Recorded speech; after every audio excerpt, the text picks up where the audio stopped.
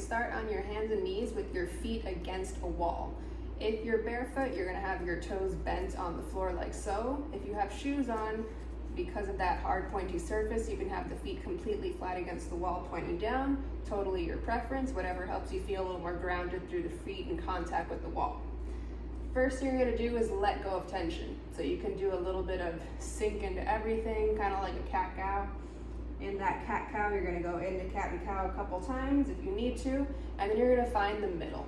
The middle means that my breastbone is facing forward, this part right here, and my sits bones are facing back. Those are the hard pelvic bones that whenever you sit on a hard surface, that's what you feel. Once you have that length, without changing, without rounding your back, you're gonna push up, so your shoulder blades spread apart, and now they're not sticking out of your back, your rib cage is more up toward the ceiling.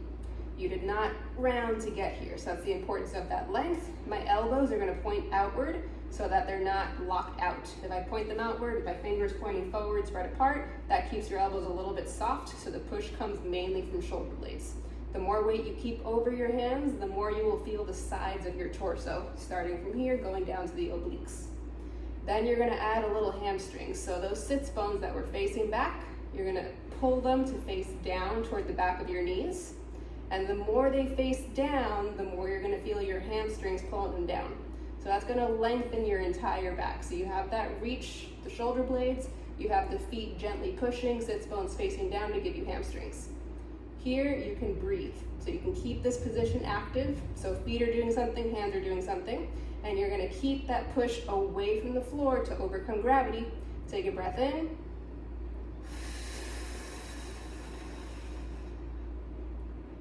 As you exhale, you're gonna feel the rib cage deflating, getting smaller in your shirt.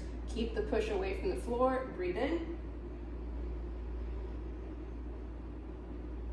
And it'll feel like air expands your back. Same thing, exhale.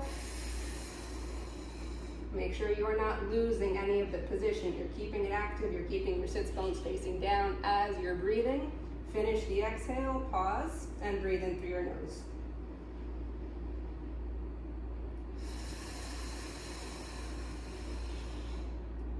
You might find that you get more hip range, so your sits bones keep facing down, lets you put more weight over your hands as this happens.